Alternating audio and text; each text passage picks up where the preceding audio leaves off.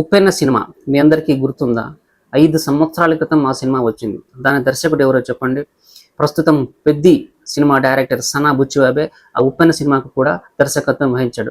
5 ఏళ్ల క్రితం వచ్చిన ఆ ఉప్పెన్న సినిమా ఇప్పటికీ మన మనసులో ఇంకా మెదులుతూనే ఉంది. అంతటి ఘన విజయం సాధించింది ఆ ఉప్పెన్న సినిమా.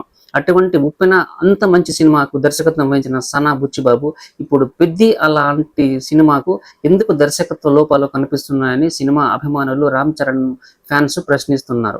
5 సంవత్సరాల తర్వాత వచ్చిన రెండవ సినిమాను మంచి అవకాశంగా తీసుకుని సూపర్ హిట్ చేయాల్సిన సినిమాలో కొన్ని తప్పులు జరిగాయి. ముఖ్యంగా మహిళల విషయంలో అశ్లీల దృశ్యాలు, అసభ్య కంటెంట్ సినిమాలో ఎక్కువగా ఉందని చాలా మంది మహిళలు ఈ సినిమాను విమర్శిస్తూ సోషల్ మీడియాలో పోస్టులు పెడుతున్నారు.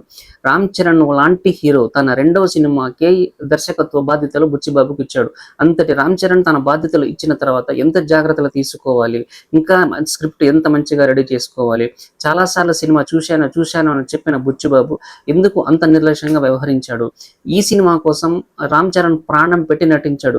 తన శరీర ఆకృతి ఎంత మార్చుకున్నాడో మనం సినిమా చూస్తేనే అర్థమవుతుంది. రామ్ చరణ్ అంత కష్టపడ్డ తర్వాత అందులో కనీసం సగం కూడా నువ్వు కష్టపడలేదా బుచ్చిబాబు అని రామ్ చరణ్ ఫ్యాన్స్ ఆగ్రహం వ్యక్తం చేస్తున్నారు.